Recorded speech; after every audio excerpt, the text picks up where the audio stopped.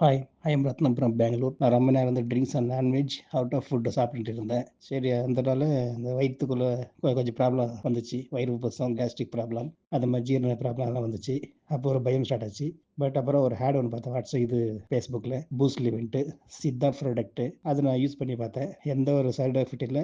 எல்லாமே கிளியர் ஆச்சு எனக்கு. பூஸ்ட் லிவ் யூஸ் பண்ணுங்க. சித்தா ப்ராடக்ட்டு அற்புதமான இருந்தது. எந்த ஒரு சைடு பக்க விளைவுகளும் இல்ல.